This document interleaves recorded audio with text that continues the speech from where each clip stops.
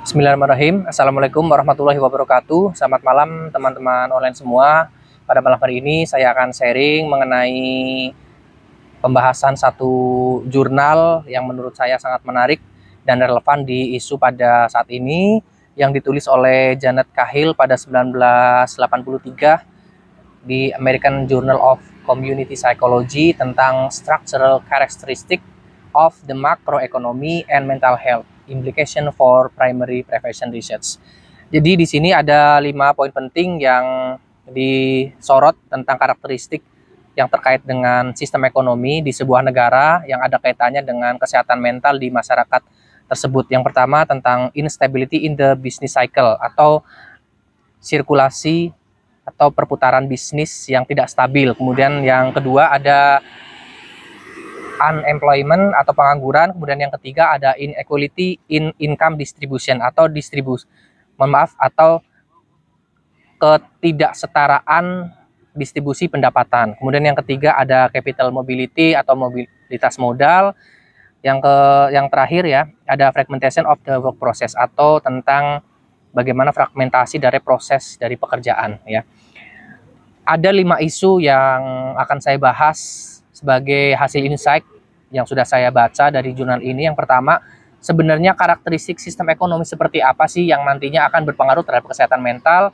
Kemudian yang kedua, karakteristik masyarakat yang seperti apa yang cenderung misalnya mudah atau rawan akan kecenderungan burnout atau stressful yang cukup besar. Dan yang ketiga, karakteristik lingkungan yang seperti apa yang bisa memicu orang untuk memiliki kesehatan mental yang baik ataupun yang sebaliknya yang buruk. Dan yang terakhir adalah karakteristik stakeholder ya. Dalam hal ini karena pembahasan kita terkait dengan makroekonomi, pastinya teman-teman paham bahwa peran dari stakeholder atau para pemegang kekuasaan ini juga ada kaitannya dengan hasil-hasil kebijakan yang nanti akan diimplementasikan di suatu negara. Nah, dari beberapa pembuka yang tadi saya sampaikan, ada objektif yang ingin saya sampaikan, yaitu why economic change relevant to primary prevention of mental issues. Jadi bisa dibilang untuk kajian ilmiah yang biasa saya dapatkan di perguruan tinggi saat itu, seorang profesor membicarakan bahwa setiap kajian ilmiah pasti memiliki dalam tanda kutip jati diri ya, yang bisa disebut dengan state of the art ya. Jadi yang saya temukan di sini di jurnal ini, state of the art-nya adalah human basic needs and resource availability ya. Yang dimaksud di sini adalah bagaimana sih kebutuhan dasar dari manusia dan juga keteradaan atau ketersediaan dari resource atau sumber daya. Nah, sebenarnya apa sih relevansinya kesehatan mental dengan isu-isu ekonomi, isu-isu kebijakan yang dibuat oleh pemerintah? Seperti yang kita tahu ya, manusia itu kan sebenarnya makhluk biologis yang mana ketika mereka membutuhkan makan, minum, ya mereka pasti setiap harinya akan selalu membutuhkan itu. Dan jika kebutuhan tersebut tidak terpenuhi, maka akan terjadi gangguan ya, gangguan kesehatan yang akan menyebabkan mereka menjadi manusia yang tidak produktif gitu. Nah, adanya kecenderungan kebutuhan biologis inilah yang mendorong orang itu agar bagaimana caranya kebutuhan makan mereka sehari-hari harus terpenuhi dengan cara yang seperti kita tahu, bekerja ya, yang kita umum dengar itu bagaimana usaha untuk fulfilling basic needs dengan cara bekerja. Nah, kemudian apa sih yang sebenarnya kita dapatkan dari suatu proses pekerjaan selain kita dapat memenuhi kebutuhan makan dan juga selain kita juga dapat memenuhi kebutuhan keseharian kita? Sebenarnya nilai atau proses transaksi uang ya dalam hal ini sebagai bahan transaksi untuk memenuhi kebutuhan itu memiliki peran yang cukup penting yang akan dikaitkan dengan kesehatan mental ya pada pembahasan malam hari ini. Nah, di sini saya tulis ya, di sini mungkin teman-teman bisa lihat ada human as a skill creature, kemudian fulfilling basic need, kemudian need money, dan yang terakhir economical principle. Dalam arti prinsip-prinsip ekonomi pasti nanti akan jadi hasil akhir yang bisa menentukan seberapa besar kualitas dari pemenuhan kebutuhan itu. Contohnya ketika teman-teman memiliki pendapatan yang cukup baik dalam hal ini adalah cukup untuk memenuhi kebutuhan makan, kemudian memenuhi kebutuhan pakaian dan juga tempat tinggal, ini juga akan berpengaruh terhadap kualitas kenyamanan teman-teman sebagai seorang yang menghasilkan uang tersebut gitu ya. Jadi intinya uang yang sudah dihasilkan dari pekerjaan maupun sesuatu yang sudah dikaryakan dari diri teman-teman sekalian itu nanti akan secara biologis terpenuhi ya. Itu tadi bisa makan, kemudian bisa beli pakaian dan juga bisa beli tempat tinggal gitu. Nah, di sini ada beberapa pertanyaan yang ingin saya ajukan ya. Yang pertama, apakah perubahan ekonomi secara signifikan berpengaruh terhadap kesehatan mental masyarakat? Kenapa? Karena tadi di awal saya sudah katakan bahwa apa sih kaitan langsung antara prinsip makroekonomi atau sistem ekonomi di suatu negara dengan kualitas mental suatu individu yang ada di negara tersebut. Kemudian yang kedua, kondisi seperti apa sih yang memicu resiko lebih tinggi pada burnout seseorang atau resiko yang memicu tingkat stres yang lebih tinggi ketika misalnya sistem ekonomi yang cenderung banyak krisis ataupun juga sebaliknya sistem ekonomi yang cenderung stabil. Kemudian yang terakhir, adakah strategi coping yang efektif membantu menangani masalah ini ya.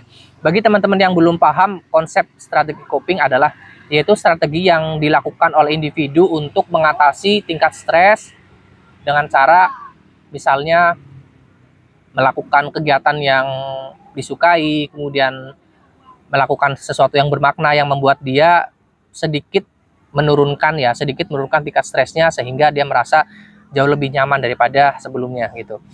Kemudian di sini ada beberapa prinsip. Yang pertama disampaikan oleh penulis yang didahului oleh cyclical nature of the economy ya. Yang tadi saya jelaskan di awal, prinsip-prinsip ekonomi bagaimana manusia memenuhi kebutuhan hidupnya secara biologis ya, minimal bisa makan setiap harinya, itu yang akan menjadi pembahasan yang mengawali isi dari jurnal ini gitu ya. Kemudian yang kedua, di sini juga penulis menceritakan atau menjelaskan tentang some level of unemployment is a necessary byproduct of the business cycle.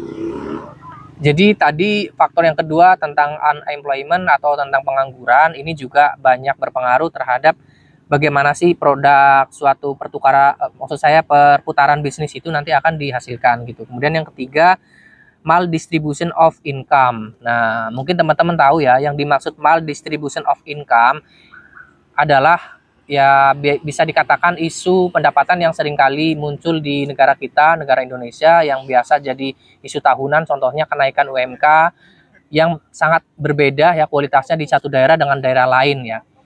Nah, ini menurut pandangan saya pribadi ya sebagai pengamat dan juga pembaca, di sini penulis cukup lengkap dalam memaparkan beberapa isu kelima komponen-komponen atau faktor tadi, yang pada akhirnya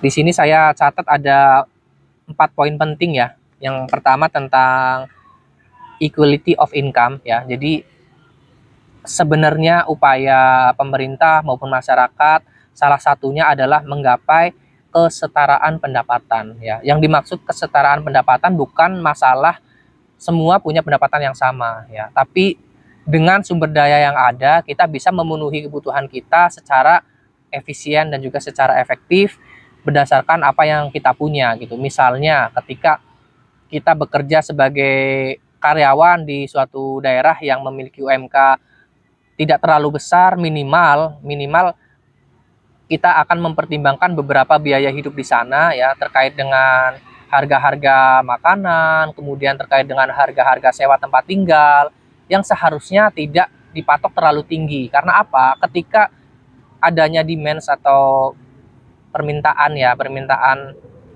adanya penawaran yang terlalu tinggi dari masyarakat, kemudian dengan pendapatan yang tidak diimbangi dengan UMK yang cukup rendah, ini yang akan menjadi isu ekonomi dan kemudian muncul adanya tingkat stres di masyarakat ya. Karena apa? Ya balik lagi ke hal yang tadi saya sampaikan bahwa pada dasarnya untuk memenuhi kebutuhan hidup mulai dari makan, tempat tinggal, pakaian itu akan dikembalikan ke kebutuhan dasar manusia, bagaimana upaya mereka untuk mendapatkan uang itu agar setiap harinya bisa terpenuhi gitu. Kalau dengan standar biaya hidup dan juga standar pendapatan yang jauh dari secara ketimpangan itu cukup jauh ya, itu akan menimbulkan pastinya akan menimbulkan kebingungan dan juga cenderung akan menjadikan beban mental ya.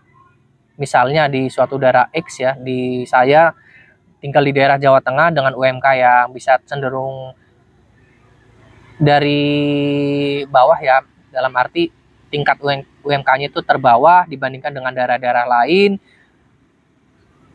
Kemudian ketika dilihat harga kebutuhan pokok itu secara nasional itu sama, ya pasti masyarakat di daerah saya akan memutar otak, akan semacam ekstra untuk mendapatkan uang, gimana caranya biar tetap bisa memenuhi kebutuhan hidupnya gitu.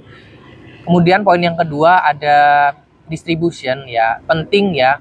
Tadi juga udah banyak disampaikan di awal oleh penulis bahwa pemerataan distribusi yang juga memperhatikan bagaimana masing-masing pihak, mulai dari pihak pertama sampai pihak end user, yang semuanya itu pasti punya kepentingan, dalam arti mereka pasti punya kepentingan untuk mengambil keuntungan gitu ya secara prinsip ekonomi. Nah, bagaimana caranya ketika masing-masing lini ini, masing-masing divisi atau masing-masing pihak ini nantinya bisa dapat keuntungan, tapi juga bisa dibilang tidak saling merugikan satu sama lain gitu ya. Jadi tidak ada ketimpangan yang terlalu besar antara pihak pertama atau tangan pertama dengan pihak terakhir atau end user gitu.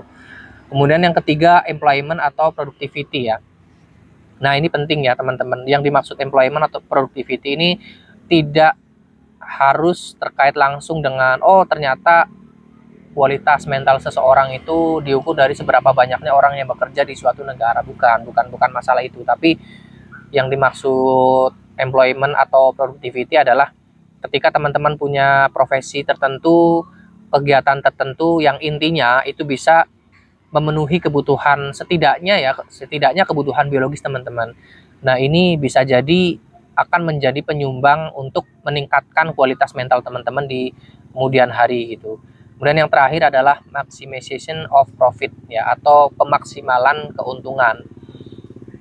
Seperti yang sudah dibahas tadi juga ya, karena yang dibahas penulis adalah terkait dengan prinsip-prinsip ekonomi yang akan disampaikan oleh pihak-pihak dengan kepentingan khusus ya, dalam hal ini stakeholder, ya pastinya mereka cari cuan ya, dalam arti cari keuntungan gitu. Nah, bagaimana sih caranya maksud saya bagaimana sih caranya negara ini bisa memastikan warga negaranya sejahtera dengan cara mendapatkan keuntungan yang sebesar-besarnya tapi tanpa melupakan kesejahteraan warganya gitu ya. Nah, ini ke belakang banyak sekali diberikan contoh-contoh ya. Kebetulan ini kan jurnalnya sudah cukup lama ya, dari 1980-an.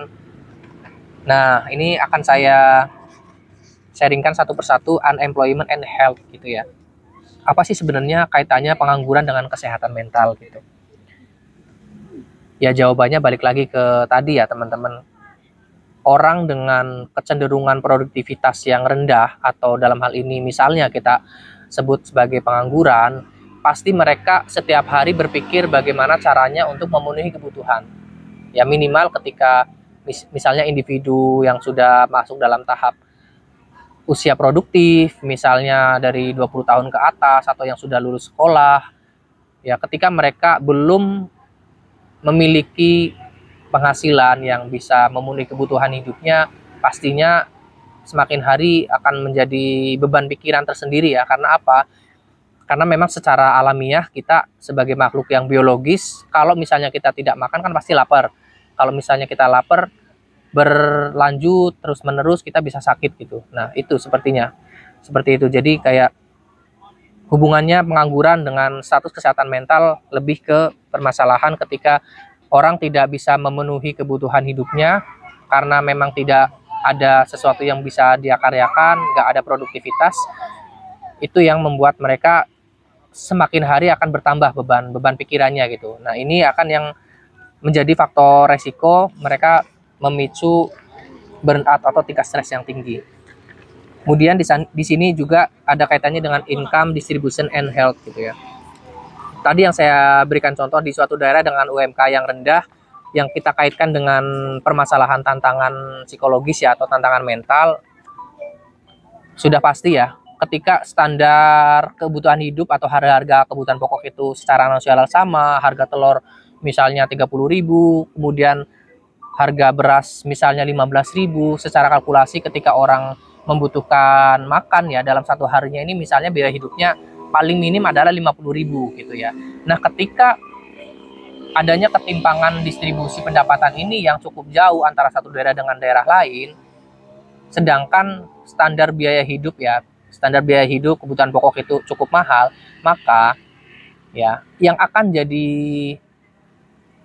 korban ya dalam hal ini yang akan jadi korban adalah masyarakat yang memiliki distribusi pendapatan yang rendah gitu. Seperti contohnya tadi yang saya alami di daerah Jawa Tengah gitu ya, dengan UMK yang cukup rendah tapi dengan kualitas bahan-bahan makanan pokok atau bahan-bahan lain yang memang sudah secara nasional sama gitu. Jadi mau nggak mau mereka harus memutar otak bagaimana caranya untuk menambah penghasilan ketika tidak hanya mengandalkan dari penghasilan bulanan yang sudah ditetapkan oleh pemerintah gitu. Kemudian capital mobility and community disruption. Nah, ini saya kurang begitu paham, tapi mungkin gini ya, capital mobility adalah bagaimana perputaran modal itu ya tidak hanya secara umum itu dimiliki oleh orang-orang dengan kualitas tertentu gitu ya. Misalnya orang-orang konglomerat yang mereka cenderung menguasai aset, kemudian mereka punya nilai rupiah atau nilai uang yang cukup banyak dengan ya bisa dibilang privilege yang sudah mereka dapatkan dari beberapa tahun sebelumnya, itu juga cenderung bisa akan berpengaruh terhadap kualitas kesehatan mental masyarakat gitu. Nah, yang terakhir di sini work fragmentation and health gitu ya. Jadi dissatisfaction has been more directly linked with physical and mental health gitu ya. Nah, di sini menurut tokoh ya Kornhauser pada 1976 menjelaskan bahwa mental health is intimately associated with the nature of work in which men are engaged. Ya, atau bahasa simpelnya, kesehatan mental itu secara khusus berasosiasi atau berkaitan dengan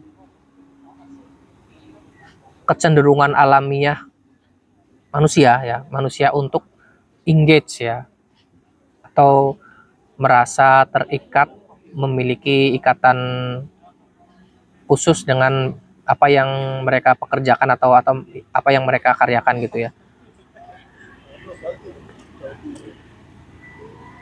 Nah, di sini dilanjutkan oleh tokoh House ya, namanya House pada 1974, found that occupations, physicians and some craft worker had lower scores on measures of stress, machine cage assembly lines ya. Contohnya di sini ada ini ya, kayak orang-orang dengan pekerjaan yang cenderung memiliki skill yang tidak fleksibel ya. Di sini inflexible position ya, atau posisi yang tidak fleksibel. Contohnya profesor-profesor di universitas, scientist atau ilmuwan. Kemudian di sini juga kayak pekerja-pekerja seni gitu ya, punya skor yang rendah, lebih memiliki skor stres yang rendah daripada orang-orang yang memiliki profesi dengan kecenderungan kontrol atau fleksibilitas yang lebih rendah. Contohnya misalnya orang-orang yang bekerja di pabrik, ya bekerja di pabrik, di sini disebutnya assembler on machine phase assembly lines gitu.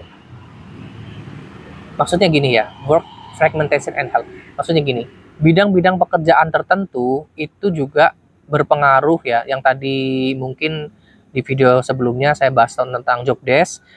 Job desk di beberapa bidang pekerjaan kan cenderung bisa dibagi dua ya, yang disebutkan tadi oleh House, yaitu job desk yang cenderung fleksibel sama job desk yang kurang fleksibel gitu ya teman-teman. Nah di sini ditemukan bahwa orang-orang dengan profesi yang kurang fleksibel seperti tadi ya, profesor, saintis, itu malah kebalik ya. Orang-orang yang kurang fleksibel dalam arti job desk-nya itu saklek ya, baku, itu misalnya kayak orang-orang pekerja pabrik, orang-orang yang punya job desk secara khusus sudah tertata ya, kayak work order-nya itu udah benar-benar sesuai, itu cenderung lebih beresiko stres ya daripada orang yang lebih fleksibel seperti profesor, saintis, yang mereka dalam hal ini bisa memodifikasi skillnya sesuai dengan apa yang mereka dapatkan di pengetahuan dan juga pengalaman mereka. Mungkin itu aja teman-teman yang bisa saya sharingkan pada malam hari ini. Semoga ada manfaat yang bisa diambil. Terima kasih sudah menyimak. Mohon maaf apabila ada kata-kata ya, abaikan pronunciation bahasa Inggris yang sangat-sangat amburadul. Semoga sekali lagi bisa diambil hikmah dan juga pelajaran dari video ini. Terima kasih. Assalamualaikum warahmatullahi wabarakatuh.